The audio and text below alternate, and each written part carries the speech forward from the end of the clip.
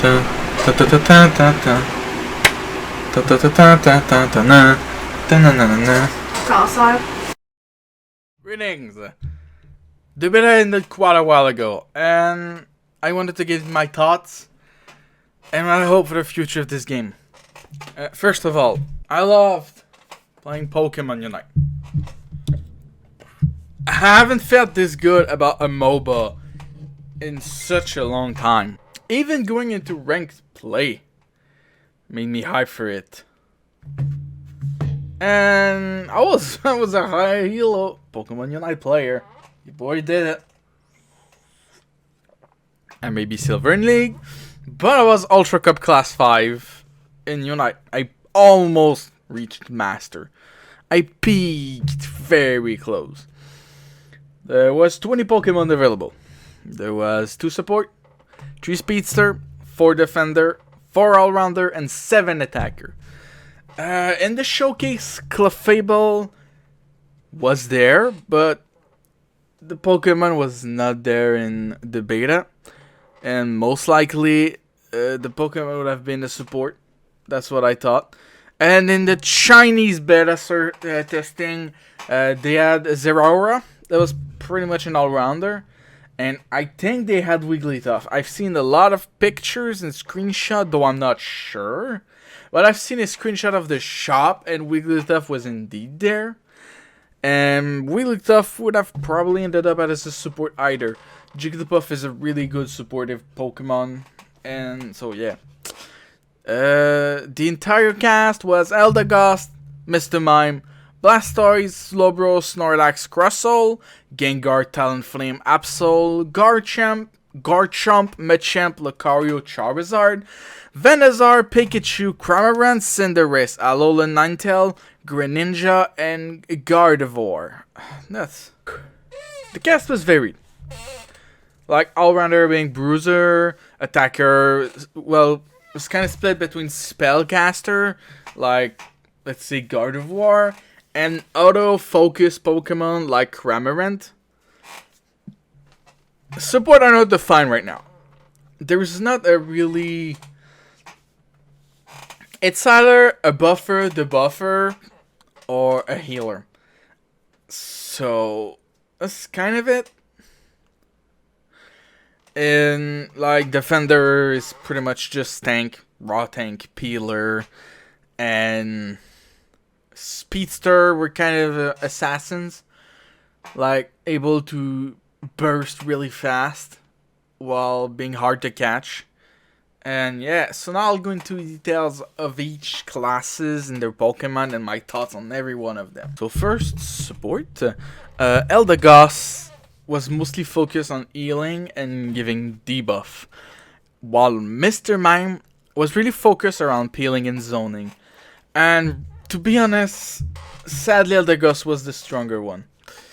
The healing she provided and her kind of high-ish damage for support was more valuable most of the time than trying to fit Mr. Mime at, say, semi-defender playstyle. Because Mr. Mime's autos are that every 3 autos he'll knock up for a short amount of time.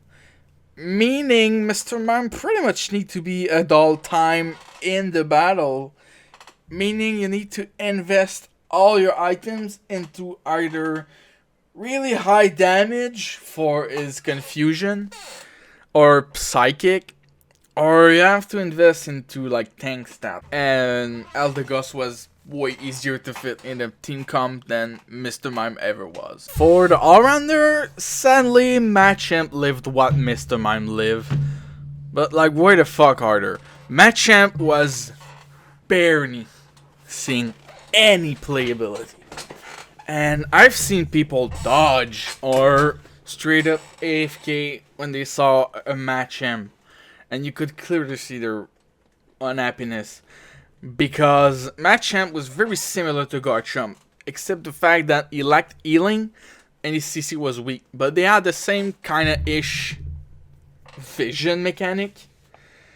And even with his enhanced mobility, Machamp was really easy to take out. You just if you managed to isolate him just a bit, he was pretty much dead because his CC and his damage was not enough. And he couldn't provide self-peel. Same with Charizard Shield's work. Meanwhile, Garchomp was a monster. Literally, self-sustain, high damage, mobility, CC. He pretty much had everything and was really hard to kill. And if he got isolated, he would use his Unite, and the raw damage and mobility provided would either make that he could escape and take one, or just shove it up your face and kill 1 to 3 people in just a fight. And for an all-rounder, his Gibbo's clear was insane. If you could power clear until Gabite, you were set for the game. You just had to clear until you had Gabite. It was disgusting. Then you had Lucario. Lucario was not as strong as Garchomp. Lucario was a bit more balanced than Garchomp, but he was still a very strong pick. High mobility, high damage, but suffers what Machamp suffered. Was really easy to kill, except the fact that you needed to catch him when his spell were on cooldown. It sounds dumb, but Lucario was really hard to catch because of his 2 dashes that he can take, and his Unite had really high damage. But if he had spell, you probably couldn't catch it. And because his 3 auto debuff make it so every 3 auto he pulls you back to him, meaning you probably cannot run from Lucario. So he was strong, but he was not OP. And despite every this, he didn't have a lot of CC. He had 1 or 2, which is a low amount, but they were good enough so that it kind of made it even. Then you had Charizard. His autos were special compared to the other Pokemon. He was spitting flame continuously and dealing damage either 0.5 seconds or per seconds. I really was not sure. But he had the most sustained damage of all. And his, I forgot the name, but his Flame Puddle and his dash that gave him a shield made him a threat. He did high damage. But he was outshined by Garchomp and Lucario, which dealt more upfront damage instead of overtime. But his Unite kinda made it up for that, because the Unite of Charizard made it so he went in the sky and fly, became unCCable. His autos were enhanced, and if he reactivated his Unite, he would grab someone and smash them on the ground, dealing high damage, which was really good for like a Pokemon. He was outshined, but he was way the fuck more picked than Machamp ever was. For the defender, Blastoise was all around a good peeler and a good engager. You could either Hydro Pump with Spinning Shell and have a good slow and peel, or go Water Sprout and Surf, which was your best engage. You could combo it with your Unite after. And Blastoise was probably the most picked tank of the entire class, because his damage was higher, so he could provide damage, frontline CC, and he still had kind of a good mobility beside being a tank. Sadly, Crustle didn't have the same success as Blastoise. Crustle was mostly aimed at zoning and bringing better damage as a tank. Crustle dealt an insane amount of damage, but brings very little CC, and his Unite was not as strong as some of the other tank, because you needed to be really close, so you really depended on the eject button. His best strength was Rock Tomb, being able to block Pat or redirect Pokemon padding, but you needed to be good and quick with your Rock Tomb to be able to do that. Unless you X Scissors into Rock Tomb, you really had only the eject button to land your ultimate. It's really sad because I really like Crustle. It was one of my favorite Pokemon to play, but it wasn't that good. Slowbro was almost the best, but the fact that most of his kit was single target kind of made him fall under Blastoise, but his Surf into Telekinesis was super strong. The grab from Telekinesis could not only win you a fight, but it could catch some player off guard. And his Unite was really strong. Bounding someone for almost 3 seconds meant the fight turned into a 4v4. And if you bound the target carry, that could mean you win the fight. Snorlax was not as strong as the other one. There's a reason I placed him lower than Crustle. Yes, he has good engage with Heavy Slam. Yes, his block can be annoying to deal with. And Yawn is really strong, but he's slow. He's really slow. His ult is strong, and the fact that he can heal himself and CC at the same time. But Blastoise has a better Unite, and Slowbro was a better peeler. And unless you could get a really good body slam, heavy slam from behind, and use your block to push them in your team into your Unite, Snorlax was not as strong as the other one. And that's really sad, because he wasn't that boring to play, to be honest. For the Speedster, Talonflame was OP. High damage, high mobility. It was meant for the Saints Enter lane, aka the jungle role. His ultimate single-handedly turned a fight in his favor. His high range with Brave Bird meant he was always a menace. And Fletchling could gank as early as after his first 2 camps.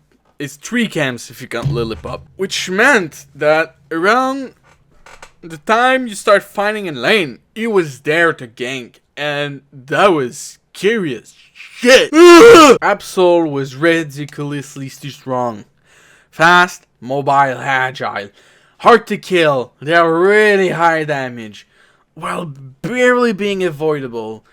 His early game menace was rivaled by Talonflame. It was disgusting. He was so strong and could kill you as early as the second you had these 2 spells. He could kill you. And that's what made Absol such an absolute beast. It was disgusting. Gengar was another one. He was not popular in the jungle where I was, but he was really played top. His lick with Will-O-Wisp and his third auto was such a strong combo early. Could basically kill anyone level 3. And once he got going, it was unstoppable. His clear was a bit slower than the other 2. That's why he was like later at his first gank and couldn't really contest. But top, he was a disgusting character. He's the only speedster that was able to lane, because the other one had very low wave clear early. They just had really high gank, and that's why they were strong as jungler. But Gengar could get shit done by himself. That's why he was such a big menace. And lastly, buckle up, we're doing attacker. Okay. Pikachu was annoying. He was too strong, he had too much AoE. His Unite was bullshit. His lane was too strong, his mobility is dumb, his range is too high. Nerf Pikachu! Cinderace was more aimed at being a ranged attack carry. And unless you were really good at kiting with him, Cinderace was not that strong. He was only strong if you were strong with him. Cramorant suffered the same fate, though he was really reliant on kiting. And you needed to have godlike positioning. I'm sorry, Cramorant took way too much to learn properly. And his Unite needs so much setup and need a team around him. Gardevoir took too long to get going. until you got Curlia, you had the lowest damage in game. And I'm not joking. Ralts had Confusion and Teleport. That's it. And his attack speed was really low. And I know after Teleport, he got a tiny boost of attack speed. It was still weak. Like, Ralts couldn't rival. Ralts is the pure case of... He had to go top to get the most out of his clear. But if he was facing against something as remotely strong as Ghastly, he was done. Unless you had God Mechanic Teleport and could predict the Ghastly Lick, you were pretty much dead most of the time. And yes, Gardevoir was really strong. She was strong with her Unite, but you still needed to combo her spell properly to deal consistent damage as a spellcaster. And that's where most Gardevoir players failed. And that's why I think Gardevoir took way too long to scale for the amount of things you need to do in order to be relevant with her. Greninja was between a spellcaster and an ADC. He was hard to play. You needed a good mind game, and you needed a lot of kiting. And I didn't play that much Greninja, but for the few games I played, it was really... He's rough. He's not an easy pick. Alolan Ninetale was strong. Her CC plus her slow was really hard to deal with early. And if you weren't careful, you could get CC out of nowhere and just die by slow autos or spell. And with the right item, Alolan Ninetale was really high to a high A tier, low S tier. Venusaur was strong, don't get me wrong, but he's really linear. Solar Beam is a straight line that takes a bit of time to go off. Petal Dance, man, you need it to be close. With her item, Venusaur becomes like a semi-bruiser that deals a lot of damage, but you need defense, special defense to be able to go in and survive most of the time. And if I remember correctly, yeah, Petal Dance gave him some defense stat, which meant it was hard to take. But even with everything like this, I wouldn't put him higher than a high B tier. He has his strengths and he has his weakness, but his weaknesses are really abusable. He's slow, he's linear, he has really low CC, his attack range is not that high, so Venusaur kind of suffered that part. If they could fix that kind of weakness and give him like a compensation, maybe give him like his mid to late game really high, like a high damage, and once you upgrade Solar Beam into Solar Beam Plus, maybe do it like it doesn't have to charge it, it just insta-cast or barely insta-cast. And just to do a quick section, Zeraora, Clefable, Clefairy, Jigglypuff, and Wigglytuff are technically in the code, and they are not playable, but I'm sure they're gonna be playable once the game comes out fully. So yeah, just a bit tiny section for you. I'm pretty sure you could find their spell online, but I don't know. I couldn't find anything, so that's that. Yeah, unreleased character, let's say. Let's jump into what I thought in the game of general. I like the concept of 10 minutes games. Whoever scores the most wins. Each team's have 5 goals. Has 5 goals. The first 2 have 80 points. The other one, but the other 2 100, and then last one is unlimited. There are 2 buff mobs, if I could say. Rodon will push with you and deactivate a goal, meaning you can instantly score for a few minutes. And Drena gave bonus XP and a shield to your entire team. At the 2-minute marks, points are doubled. And Zapdos pounce. Slaying Zapdos would deactivate the enemy goal for almost a full 30 seconds, which could be crucial in winning a game at this point. I had a ton of fun playing the different lanes, the different Pokemon, trying strategies, combo with friends. It was really a casual experience, and it made me fall in love with MOBA once again, and probably because it's Pokemon, and I just love it. I highly recommend trying it out at least once it comes out, either on Switch or on mobile, but that's just my take about it. Okay, and here's what I would like for the future of Pokemon Unite. More Pokemon, but that's obvious. Maybe put other birds, other legendary birds, because yeah, Zapdos is fine, but let's say put Articuno, and Articuno once slain freezes your own goal, meaning the enemy team cannot goal or score points for like 30 seconds. And like Moltres, maybe give like a buff or debuff related thing. Like, let's say if you slay Moltres, you triples your point instead of double, which means like it would be really crucial. And to be honest, beside a variety of role, maybe some different 5v5 map. The main mode as well. It's really cool. The map is cool, don't get me wrong, but I'd like a desert team one with desert team Pokemon, or a jungle team one with like jungle team Pokemon. And I think it would be a good opportunity to do it. And okay, more than 2 fucking support. I'm really sorry. I don't. We need, and maybe like make them so they're essential to come. Because most comp were 2 attacker, 1 all-rounder, 1 speedster, 1 defender, or you put 2 defender instead of a support.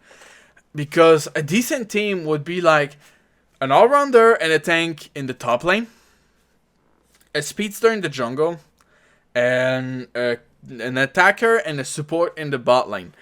That would be like the ideal one, because most of the time these comp won games. Because a support is kind of essential in a MOBA, but right now they aren't that essential, and it's really sad. And the other thing is, I would like a rework of the cosmetic. Because, yeah, sure, skins are fun, but what I would like to see is spell variation. Like, let's say, like, Cinderace had a pirate skin. Well, why doesn't he shoot like a fireball out of a cannon? He just have a cannon and shoots out of it. And I think it would be a really cool thing to change up the VFX of Pokemon with skins. That's just my take. And maybe put a bit more variety in the item system and put more battery available. Because leveling up the system was really ass and it was really shit. And I think it takes way too much time, because honestly, you're gonna have to focus a single class at first. They're gonna want to upgrade 3 to 4 items for that specific class, and that'll be your anchor point. But then, if like you don't end up playing a defender, well, now you're stuck with defender type item on, let's say, an attacker or a speedster, and that's kind of ass. So that's kind of what I would like to see for the future of the game. Maybe put more mythic Pokemon than Zeraora, and we'll see about legendary. I don't think they're gonna have legendary as playable Pokemon, but that could be cool to see, to be honest. And that brings us to the end of this video. I hope you enjoyed. It's gonna be my final video, or almost my final video on Unite. I'm probably gonna do an updated tier list after reaching really high elo. And I think this is gonna be it until the game comes out. I had tons of fun creating content for Pokemon Unite, and I can't wait for the game to come out to actually create a lot of content for it. But in the meantime, I'm gonna go back to completing the games, and we're gonna go back to regular content with the Funko Pop and the gaming related stuff. And streams will restart soon. I just had to work on this video, and it took so long to write the script, record everything, prepare everything. But in the end, I think it was worth it. I had a lot of fun. And for my first ever really deep top scripted video on a game, I'm really happy that it gets to be Pokemon Unite. I hope you enjoyed. I had tons of fun. Don't forget to like, comment, subscribe. Follow me on TikTok. I post almost daily content there. And my social media. And I'll see you on the next one. See ya.